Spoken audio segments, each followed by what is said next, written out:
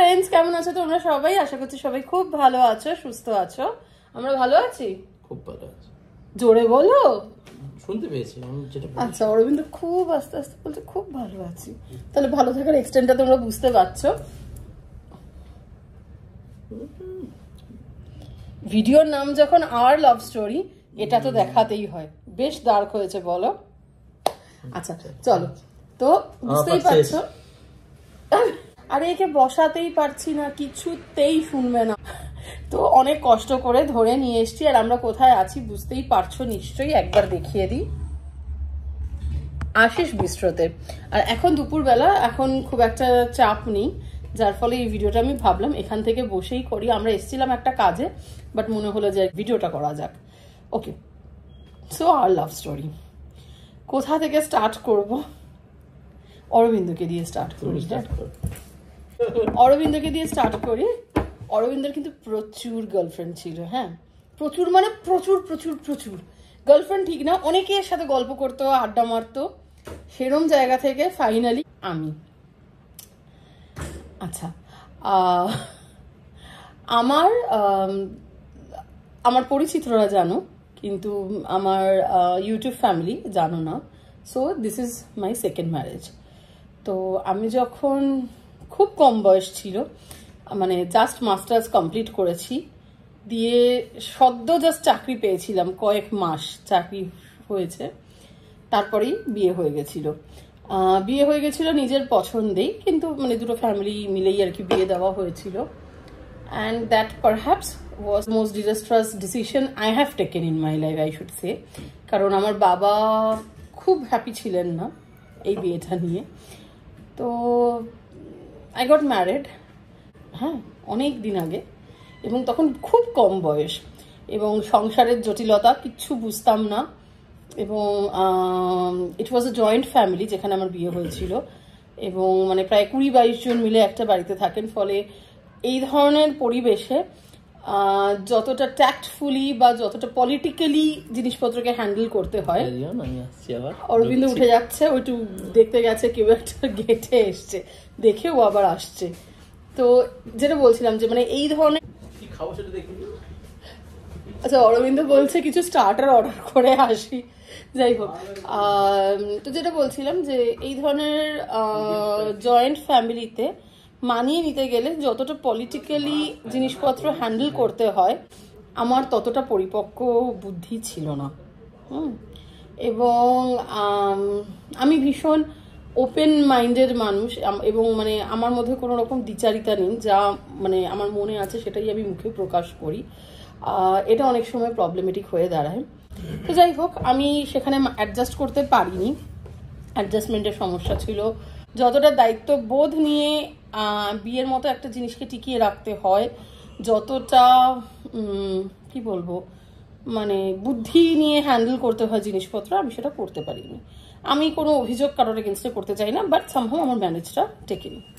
আমি আমার মা বাবার কাছে চলে আসি, এবং আমি চাকরি করছিলাম, বিয়ের আগে থেকেই চাকরি করছিলাম। তো নিজের চাকরিতে পুরো ডুবে গেছিলাম, এবং কোনো দিকে তাকাইনি কখনো। আমি জানতাম না, আমার বাবা মা তাদের দিক থেকে চেষ্টা করেছিলেন আমাকে না জানিয়ে জিনিসটাকে সর্ট আউট করার। আমি কিন্তু মনে প্রাণ জানতাম এই সম্পর্কটা টিকবে না, এবং আমি আমার মন থেকে সামহাউ এই রিলেশনটার প্রতি আমার আর কোনো রকম ইয়ে ছিল না, যে হোপ ছিল না যে এটা কোনোভাবে সর্ট আউট হতে পারে। 2014-তে আমার এক্স হাজব্যান্ড এবং তার মা একদিন হঠাৎ করে আমাদের বাড়ি আসেন, এবং তারা বলেন তারা ডিভোর্স চান। কিন্তু তখনই আমার আবার দুবাই চলে যাওয়ার ছিল, এবং তারপরে তার দিক থেকে কিছু সমস্যা ছিল, যার ফলে 2014 এবং 2015, মানে 2014 শেষের দিকের কথা আমি বলছি, তারা এসেছিলেন। দিয়ে 2015-তেও ইট ডিডন্ট মুভ। 2016 জানুয়ারিতে we got divorced, and it was a mutual divorce. আমার কোনো রকম দাবি দেওয়া ছিল না। 2016 জানুয়ারিতে ডিভোর্স পাওয়ার পরে আমার তখন মনে হলো যে এবার আমি একটু আমার নিজের দিকে তাকাতে পারি। তার আগে অব্দি আমি কিছুই ভাবতাম না নিজেকে নিয়ে, জাস্ট অফিস করতাম, বাড়ি আসতাম, বাবা মা ঠাম্মা, এই নিয়ে আমার ফ্যামিলি, এটাই আমার ওয়ার্ল্ড ছিল, আর অফিস। তো 2016-তে আমার অরবিন্দর সাথে আলাপ হয়, এবং তারপরে 2016-র মাঝামাঝি থেকে আমাদের মানে মাঝে মধ্যে দেখা সাক্ষাৎ হলো, এবং অরবিন্দের ঘুম পাচ্ছে, ওই জন্য আজকে আসতে চাইছিল না, কিন্তু এটা দরকারে আসতে বাধ্য হয়েছে। যাই হোক, তো 2016-তে মাঝামাঝি একটু আলাপটা আর কি ঘন হতে থাকে, এবং সেই সময় আমার মনে হয় যে হ্যাঁ, এই মানুষটা হয়তো ডেফিনেটলি অতটা খারাপ নয় যতটা আমি এক্সপিরিয়েন্স করেছি। কিন্তু আমি হেভি মুখ করি। হেভি মুখ করে, সেটা ঠিক, সেটা অস্বীকার করছি না, কিন্তু সেই মুখটা আমার ভালো লাগে। এমন নয় যে আমার খারাপ লাগে বা সেটাতে আমার কোনো রকম অভিযোগ আছে। হ্যাঁ, অভিযোগ আছে, সবসময় মুখ করলে কার ভালো লাগে, কিন্তু সেই মুখটা অন্যরকম, সেই মুখটা মানে সেটাও একটা ভালোবাসার পার্ট আমি বলবো আর কি। তো যাই হোক, 2016-17 আমরা কি করবো, হাই উঠলে আমি না করছো কথা বলা আসছি ভেতরে দেখে ফিস ফিশ রাতা তুলে ও চিকেন রাতাতুলে অর্ডার করেছে। তোমাদের দেখায় চিকেন রাতাতুলে, এটা কি দেখা যাচ্ছে কিনা না কি উল্টো হচ্ছে আমি জানি না, ফ্রন্ট ক্যামেরা দিয়ে আমি দেখাচ্ছি। এটা হচ্ছে চিকেন রাতাতুলে, যেটার প্রাইস হচ্ছে 295। এটা অর্ডার করেছি আমরা খাবো বলে, আর রাজুদা আমাদেরকে কফিও বানিয়ে দেবে। অরবিন্দ খাবে গ্রিন টি, আমি খাবো আমেরিকানো ব্ল্যাক কফি। তো 2016-17 আমরা প্রচুর ঘুরতাম, উইকেন্ডে ঘুরতাম, এই ধরো ইকো পার্ক গেলাম, বা ধরো এই আমাদের ওপরের রাস্তায় ঘোরাঘুরি করলাম, বা ধরো মানে ধরো কোনো মলে গিয়ে জাস্ট, বা কোনো কফি শপে। নিউ টাউনের একটা সিসিডি ছিল, নিউ টাউনে যে গ্যালারিয়া মল আছে, সেই গ্যালারিয়া মলের সিসিডি, সেখানে আমরা ঘন্টার পর ঘন্টা কাটিয়েছি আড্ডা মেরে। এবং তখন অরবিন্দ আড্ডা মারতো। হ্যাঁ, এখন অরবিন্দ একদম কথাই বলতে চায় না, যে দেখছো তো পাশে বসাতে পারছি না, চলে যাচ্ছে। আমি ওকে কত করে বলছি যে শোনো, আমি আর লাভ স্টোরির কথা বলছি, ইটস নট মানে my love story, it's our love story. এবং আওয়ার লাভ স্টোরি হতে গেলে it's about us, not me myself. কে বোঝাবে, ও পারে না এক জায়গায় বসে থাকতে। তো যাই হোক, তো 2016-17 আমরা ভীষণ মজা করেছি। হ্যাঁ, 2018-তে সামহাউ আমরা ভাবতে শুরু করি যে আমাদের এই রিলেশনটার কি পরিণতি, এবং আমার বাবা মা কিন্তু তখন আনঅ্যাওয়্যার ছিলেন অ্যাবাউট আওয়ার রিলেশনশিপ। হ্যাঁ, এবং 2018-তে জুন মাসে 1 জুন আমার আবার 6 মাসের জন্য দুবাই চলে যাওয়ার কথা ছিল, জুন টু নভেম্বর। এবং এটা একটা বড় ট্রিপ ছিল, ফলে মানে এবং মানে এসটিএ যাকে বলে আর কি, শর্ট টার্ম অ্যাসাইনমেন্ট। এইবারে আমি কিছুদিন আগে ইজিপ্ট গেলাম, তোমরা জানো, that is like a business trip. কিছুদিনের জন্য যাও, মানে কোনো কাজ করা নয়, বাট বিজনেস মিটিং হানাখানা এসব করে চলে এসো। কিন্তু এই যেটা আমি 2018-তে দুবাই গেছিলাম, that was for 6 months, that was an STA অ্যাসাইনমেন্টে আমি গেছিলাম। এবং আমি ওখানে তখন ইউএইর আমার ভিডিও শেষ হয়ে গেল, দাদাও এমিরেটস আইডি ছিল আমার, ঠিক আছে, মানে আমি ওখানকার রেসিডেন্ট হয়ে গেছিলাম তখন বলতে গেলে। তো সেইটা যাব, তো তখন আমরা ভাবতে শুরু করি, এবং সেই সময় আমি আমার মা এবং বাবাকে, মানে মায়ের থ্রু দিয়ে বাবাকে রাদার জানিয়েছিলাম, কারণ বাবাকে আমি খুব ভয় পাই, আমি আমেরিকানো। হ্যাঁ, তো মাকে জানাই। মা আর অরবিন্দ তখন গাড়ির বিজনেস। হ্যাঁ, অরবিন্দর চাকরি করে না, ফলে বাবা মায়ের একটা ব্যাপার ছিল, মানে আমার বাবার তখন মনে হয়েছিল যে মানে আমি চাই একজন সেটেলড পার্সনের সাথে আমার মেয়ের বিয়ে হোক। আমার মেয়ে অলরেডি একটা ভুল ডিসিশনের আগে নিয়েছে, আমি চাই না আবার কোনো ভুল করুক। বাট আমার মা ওয়াজ লাইক, আমার মেয়ের অফকোর্স বয়স তো হচ্ছেই, যবে থেকে আমি মা বাবার সাথে আবার থাকা শুরু করি ফিরে আসার পরে, তা ওনারা বারবারই বলতেন যে মানে তোর কি হবে, আমরা যখন থাকবো না, আমাদেরও তো বয়স হচ্ছে, আমরা যখন থাকবো না তখন তোর কি হবে, তোকে কে দেখবে। এবার আমি তখন কাটিয়ে যেতাম, আমার মনে খারাপ লাগা ছিল, কষ্ট ছিল, কিন্তু বিশ্বাস করো আমি কোনোদিন আমার মা বাবার সামনে কাঁদিনি, যাতে আমার মা বাবার কষ্টটা আবার না বেড়ে যায়। তো সেই জায়গা থেকে আমার মার ছিল যে না, আমি চাই তুই সেটেলড হ, কারণ আমি বলেছিলাম আমি ওরকমভাবে সম্বন্ধ দেখে কাউকে বিয়ে করতে পারবো না, একে আমার ভালো লাগে, এর সাথে আমি থাকতে চাই। এই অবস্থায় এরকম একটা দোনামোনার মধ্যেই আমি 2018 জুনে, আচ্ছা সরি একটু ব্যাকগ্রাউন্ড নয়েজ আসছে, কফি তৈরি হচ্ছে বলে। তো আমি 1 জুন আমি চলে যাই দুবাই। সেখান থেকে অরবিন্দের সাথে তো মানে ফোনে যোগাযোগ ছিল আর কি ওই 6টা মাস। তারপরে আমি যখন 30th নভেম্বর আমি ফিরি কলকাতায়, that was the last day, 30th November আর 1st ডিসেম্বর, যাই হোক আমি ফিরেছিলাম। তো তখন এবার ডিসেম্বরে আর কি ফিরে আমাদের মনে হলো যে না মানে এবার আমাদের একটা কিছু ডিসাইড করতে হবে, we definitely want to get married. কিন্তু আমার একটা ইয়ে ছিল যে আমার বাবা যতদিন না হ্যাঁ বলবেন, আমার বাবা যতদিন না পার্টিসিপেট করবেন ততদিন আমরা বিয়ে করব না। এটা আমার দিক থেকে একদম স্ট্রিক্ট ছিল যে আমার বাবাকে ওই অ্যাকসেপ্টেন্সটা দিতে হবে, আদারওয়াইজ আমার দরকার নেই বিয়ে করার। আমি অরবিন্দকে এটাও বলেছিলাম তুমি তাহলে কাউকে বিয়ে করে নাও, তো সেটাতে রাজি হয়নি। তারপরে আমার মা আমার বাবাকে অনেক বুঝিয়েছিলেন, আস্তে আস্তে ব্রেন ওয়াশ করা যাকে বলে, I don't want to call it brain wash, but মানে মা অনেক বুঝিয়েছিলেন বাবাকে, এবং সেই বোঝানোর পরে বাবা রাজি হয়েছিলেন।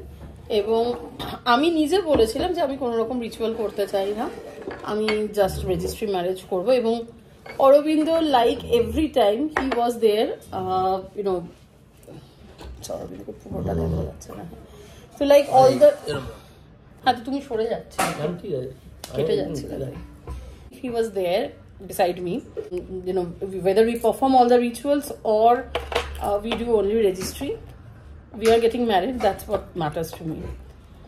তো তারপরে আমরা রেজিস্ট্রির জন্য অ্যাপ্লাই করি মার্চ মাসে, এবং তারপরে 26শে এপ্রিল 2019 আমাদের বিয়ে হয়। তো আমার মা বাবা গেছিলেন, আমার শ্বশুরবাড়ির তরফ থেকে সবাই ছিলেন, ওর দুই বন্ধু শানু সানি আর জুই, এই কজন সবাই গেছিল ওই ইয়েতে তোমার রেজিস্ট্রি অফিসে। এবং সেই রেজিস্ট্রির পরে আমরা চলে যাই একই বাড়িতে। আর আমাদের যে বাড়িটা ভাড়া বাড়ি নেওয়া, যেটা এখন আমরা থাকি না বাট শুধু শুধু ভাড়া পে করি, অরবিন্দ মাঝে মধ্যে গিয়ে রাতে থাকে, ওই বাড়িটাতেই আমরা বিয়ের পরে এসে উঠি। আর আমাদের ছোট্ট করে একটা রিসেপশন হয়েছিল, যেখানে খুব ক্লোজ রিলেটিভস, আমার মামা মাসিদের, আমার মাসতো বোনেদের, আমার কাকু কাকিমণি, আমার খুড়তুতো বোন, ওর তখনও বিয়ে হয়নি, আর আমার শ্বশুরবাড়ির সবাই, এবং অরবিন্দর কিছু বন্ধু বান্ধব। তো এই ছিল আর কি আমাদের বিয়ের নিমন্ত্রিত অতিথি দিয়ে আমাদের একটা ছোট্ট রিসেপশন হয়েছিল।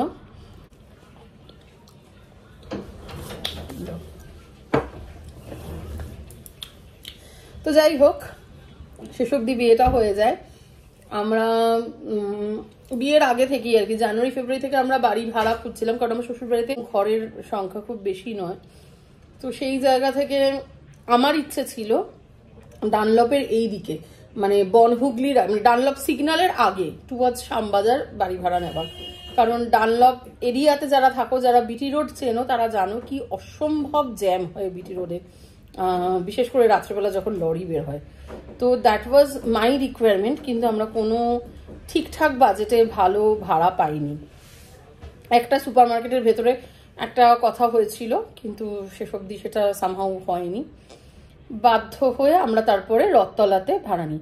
তাও এই ফ্ল্যাটটার আগে আরেকটা ফ্ল্যাট দেখেছিলাম, সেটাও অনেক দূর কোথাও এগিয়ে, শেষ অবধি সেটাও হয়নি। তারপরে আমরা এই ফ্ল্যাটটা নিই, এবং এই ফ্ল্যাটটা আমার বাবা মার ফ্ল্যাটের ঠিক দুটো বাড়ি পড়ে। এটা খুব মানে কাকতালীয় ব্যাপার, অনেকেই ভাবে যে এটা আমরা প্ল্যান করে করেছিলাম আমার বাবা মার কাছে থাকবো বলে, কিন্তু তখন আমার বাবা মারা কিন্তু ওই বাড়িতে থাকতেন না। আমার বাবা মা আমাদের পুরোনো ফ্ল্যাটে থাকতেন, যেটা এখন মানে ওই কোভিডের সময়ই আমরা বিক্রি করে দিয়েছিলাম। তো যাই হোক ওইখানে আমরা ভাড়া থাকা শুরু করি। তারপরে 2019-এর নভেম্বর মাসে আমার মনে আছে ধনতেরাসের দিন আমার বাবা মা ঠাম্মা সবাই শিফট করে যান রথতলাতেই। এবং তার আগে আমাদের তো এপ্রিল মাসে বিয়ে হয়েছিল, মে মাসে জামাই ষষ্ঠী ছিল। আমার মনে আছে জামাই ষষ্ঠীর দিন মা, মানে জামাই ষষ্ঠীর আগের দিন বোধহয় মা ফোন করেছে যে তোরা চলে আসিস জামাই ষষ্ঠীর দিন নেমন্তন্ন করতে। আমি মাকে বলেছিলাম, এবার আমি একা যেতাম, পার্সোনালি একা যেতাম, অরবিন্দ যেত না প্রথম কয়েক সপ্তাহ। তো আমি মাকে বললাম যে না আমি যাব কি, বাবা তো বলেনি যেতে, আমরা কেন যাব। তখন বাবা ফোন ধরেছে, ধরে বলছে হ্যাঁ মা যেটা বললে সেটাই, তোরা চলে আসিস। আমি বললাম তোরা মানে, তোরা মানে, তখন বলছে যে তোরা মানে তোরা দুজন, জামাই ষষ্ঠীতে আবার কে আসে। রাতা তুলে, হার্ট শেপড রাতা তুলে। দাও তোমাদের ভালো করে ব্যাক ক্যামেরায় দেখাই। একঘেয়ে গল্প শুনছো। আচ্ছা, এর সাথে না একটা বেগুনের খুব ভালো ভেজিটেবল থাকে, বেল পেপার, ব্রিঞ্জল, ক্যাপসিকাম, আর কোনো ওই কন্টিনেন্টাল সসই, শেফ স্পেশাল সস, বুবাইদা স্পেশাল সস, সেটা থাকে। সেটা এখন অরবিন্দ সবজি খাবে না বলে ওটা দিতে না করেছে। বাট এই যে আমাদের 295-এর ফ্রাইড চিকেন রাতা তুলে, তার সাথে আবার কিছু একটা অয়েলও দিয়েছে। এটা দেখতে কালো কালো লাগছে, কিছুটা অলিভ অয়েলে। আমাদের ভেজিটেবলটা দেয়নি, তাই এই স্পেশাল অয়েলটা দিয়েছে। এটা কি কি আছে বুবাইদা এই অয়েলটাতে?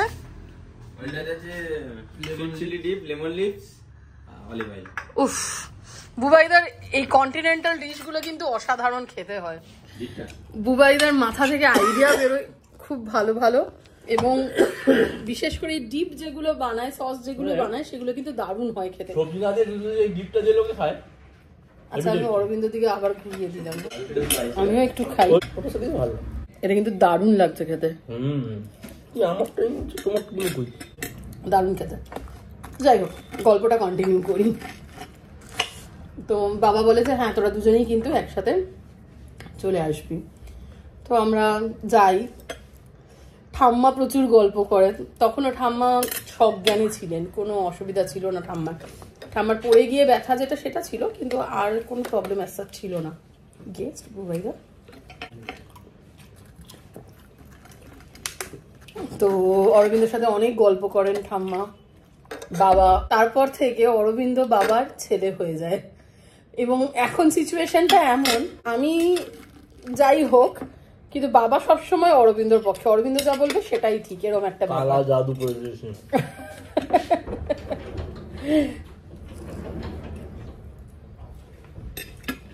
তো তারপর আর কি, and they lived happily ever after। 2020 অক্টোবরে গজা হলো, কিন্তু গজার অন্নপ্রাশনের সময় থেকেই আমার শাশুড়ি মা একটু অসুস্থ হয়ে পড়লেন। তারপরে টেস্ট ফেস্ট করে জানা গেল ওনার সার্ভাইকাল ক্যান্সার হয়েছে। এবং আচ্ছা, এই জায়গায় একটা কথা বলিনি, তোমরা সবাই নিশ্চয়ই পুনম পান্ডের নিউজটা দেখেছো। 32 বছর বয়সে সার্ভাইকাল ক্যান্সারে মারা গেছেন। সার্ভাইকাল ক্যান্সার কিন্তু the only cancer which you can prevent through vaccination. আমার একটা সার্ভাইকাল ক্যান্সারের অ্যাওয়ারনেস সম্বন্ধে ভিডিও আছে, যেহেতু আমার শাশুড়ি মার হয়েছিল এটা। আমরা খুব ডিটেলে আর কি ডাক্তারের থেকে জেনেছি যে কি হয়, কেন হয়, মায়ের সিমটমসগুলো আমরা জানতাম এবং চিকিৎসা কি। তো সেটা নিয়ে আমার একটা ডিটেল ভিডিও আছে, তোমরা যদি কেউ চাও সেটা দেখতে পারো। এইচপিভি ভ্যাকসিন যেটা হয়, 6 মাসের মধ্যে 3টে ইঞ্জেকশন নিতে হয়। ধরো আজকে একটা নিলে 2 মাসের মাথায় আরেকটা ডোজ, আবার 4 মাস বাদে আরেকটা ডোজ। তো 6 মাসের মধ্যে 3টে ইঞ্জেকশন। আমি নিয়েছিলাম গজা হওয়ার পরে, তখন 3000 করেছিল পার ডোজের দাম। এখন আমি বলতে পারবো না কত হয়েছে, বাট আমার মনে হয় এটা প্রত্যেকের নেওয়া উচিত। ইনফ্যাক্ট এখন আমি দেখলাম গুজুর যেরকম ভ্যাকসিন কার্ডে 9 to 12 ইয়ার্সের মধ্যে এইচপিভি ভ্যাকসিনেশন কিন্তু বলা আছে। তোমাদের গাইনোকোলজিস্টের সাথে একটু, গাইনোকোলজিস্ট বা ইভেন মানে জেনারেল ফিজিশিয়ানের সাথে কথা বলে তোমরা কিন্তু নিতে পারো। তো শাশুড়ি মার ক্যান্সার ধরা পড়ে এবং তারপরে ট্রিটমেন্ট চলে। আমার মার একটা ব্রেস্ট টিউমার হয় একই সময়, তখন আমাদের সবার আবার কোভিডও হয়। তারপর অবশ্য ফরচুনেটলি জানা যায় মার টিউমারটা ক্যান্সারাস ছিল না, কিন্তু সেটাও আমাদেরকে অপারেট করাতে হয়, কারণ না হলে পরে it could have turned into pregnancy. তো এই 2021টা আমাদের খুব ভালো যায়নি। আমার ঠাকুমাও মারা যান 20th মার্চ। আমার ঠাকুমা মারা যান 2021-এ। 2022 খুব ভালো চলছিল, শাশুড়ি মা সুস্থ হয়ে গেছেন, মার আর কোনো সমস্যা ছিল না, বাবা ভালো ছিলেন। 2022 আমরা গজাকে নিয়ে খুব মজা করেছি, দার্জিলিং বেড়াতে গেছি, ক্যাফে খুলেছি। আমাদের লাইফের আরেকটা বড় পার্ট, পুজোর সময় ক্যাফে খুলেছিলাম আমরা সেপ্টেম্বরে। কিন্তু তারপরে 2023-এ প্রথমে আমার মা খুব অসুস্থ হলেন, তারপরে মে মাস থেকে তো বাবার ক্যান্সার ধরা পড়লো এবং বাবার ট্রিটমেন্ট এখনো চলছে। এবং মানে আই এম ভেরি লাকি এই অবস্থায় অরবিন্দ যেভাবে আমাদের সবার পাশে থেকেছে, আমাদের ফ্যামিলির পাশে থেকেছে, when I'm saying আমার পাশে তো অবশ্যই থাকবে, এটাই এক্সপেক্টেড। আমি বলতে চাইছি আমার মা বাবার পাশে যেভাবে থেকেছে, like their own son. In fact আমি বলবো অনেক সময় হয়তো নিজের ছেলেরাও এতটা করতে পারে না যতটা অরবিন্দ আমার বাবা মার জন্য করেছে বা করে চলেছে। রাদার না, কোনো বাজে কথা নয়, একদম জেনুইন কথা বলছি। যতটা অরবিন্দ করেছে নিজের ছেলেরাও অনেক সময় হয়তো এটুকু করে উঠতে পারে না, এবং এখনো করে চলেছে। তো আজকে এই মুহূর্তে দাঁড়িয়ে আমি যখন ভিডিও বানাচ্ছি, বাবার অলরেডি 2টো রেডিয়েশন হয়ে গেছে। গতকাল রেডিয়েশন হয়েছে, গতকাল রেডিয়েশন দিয়ে ওরা বাড়ি ফিরেছে বোধহয় 10টা সাড়ে 10টায়। আজকে আবার সকাল 10টার সময় বাবার রেডিয়েশন ছিল, এবং রেডিয়েশন চলছে রুগীতে। সবটাই কিন্তু অরবিন্দ হ্যান্ডেল করছে। আরও 3টে রেডিয়েশন হবে, তারপরে আর দিতে হবে কিনা সেটা জানি না, কিন্তু রেডিয়েশন দেওয়ার পরে বাবা একটু ভালো আছেন এখন। বাট যাই হোক, বেসিক্যালি আমার বাবা প্রথমে খুব স্কেপটিক্যাল ছিলেন যে কেমন হবে এই বিয়েটা, আবার আমি কোনো ভুল করছি কিনা। But this time I could proof মানুষ ভুল একবার করে বারবার নয়। তো সত্যি বলতে কি, আজকের এই যে ভিডিওটা আমি করছি, এটা আমাকে আমার একজন কলিগ কাম ছোট বোন, আমি তার নাম নিতে পারবো না, কিন্তু সে বলেছিল, আমি জানি সে আমার ভিডিও রেগুলার দেখে এবং সে বুঝতে পারছে আমি তাকেই রেফার করছি। সে বলেছিল যে তোমার লাইফটা সত্যি অনেকের জন্য অনুপ্রেরণা, কিভাবে একটা খারাপ সম্পর্ক থেকে বেরিয়ে আসা যায়, কিভাবে আবার ঘুরে দাঁড়ানো যায়, কিভাবে আবার লাইফে সেটেল করা যায়। সেটেল ইন দ্য সেন্স চাকরি বাকরি, টাকা পয়সা, ইনকাম, সেটা নয়, সেটা তো ছিলই, কিন্তু কি করে সুখী হওয়া যায়, খুশি হওয়া যায়, সেটা তুমি একটা এক্সাম্পল। আমিও কিন্তু এটা মনে মনে বিশ্বাস করি যে আমার স্টোরি শুনে অনেক মহিলারা যারা হয়তো একটা কোনো টক্সিক রিলেশনে রয়েছে, তারা বেরিয়ে আসতে চান কিন্তু সাহস পান না, ভরসা পান না, বা ধরো যারা বেরিয়ে এসছেন তারা আবার একটা ম্যারিটাল সম্পর্কে হয়তো ঢুকতে চান না, স্কেপটিক থাকেন তারাও যে কেমন হবে জীবনটা। আমার মনে হয় আমার স্টোরি যদি তাদেরকে হেল্প করে যে না, সবসময় খারাপ হয় না, কখনো কখনো খারাপ হয় এই কারণে যে তার থেকে অনেক গুণ বেশি ভালো আমাদের জন্য ওয়েট করছে, এইটা জেনে তারা যদি সাহস পান, তাহলে পরে আমি ভাববো যে আমার এই ভিডিও করাটা সার্থক। অরবিন্দ, তুমি কি কিছু বলতে চাও? It was our love story, not my love story. আমি তো কিছু বলি না, আমার লজ্জা লাগে। এই ক্যামেরার দিকে তাকিয়ে বলো। আমি কথা বলতে পারি না। আচ্ছা দেখো, কফি, রাতা তুলে, তার সাথে আমাদের ক্যাফে থেকে আবার চলে এসছে ফুচকা, প্রচুর জিনিসপত্র চলে এসছে। সব খাওয়া দাওয়া করি আমরা, গল্প শেষ, অরবিন্দ উঠে গেছে। অনেক কষ্ট করে ওকে আমি বসাতে পেরেছিলাম, আর ধরে রাখা যাচ্ছে না। তো আমি এবার রাতা তুলে শেষ করি।